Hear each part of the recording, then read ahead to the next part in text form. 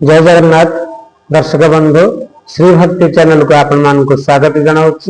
आज अनुचिंता वास्तव सुख जीवन में वास्तव सुख कौन ना संतोष जीक आम प्राप्ति हवा से संतोष रहिले ताहले आमरे वास्तव सुख लाभ हम से कही संतोष रतन अच्छी जार दरिद्र हेले हे सुखी से नर। तेणु जीवन में जेते झड़ झंझा थाउ जेते किसी असुविधा थाउ जदि आम जी प्राप्ति होची संतोष रोचे ताहले आम जीवन शांति लाभ करि परिबा प्रकृत सुख बोली आम जापर। तेणु श्रद्धा और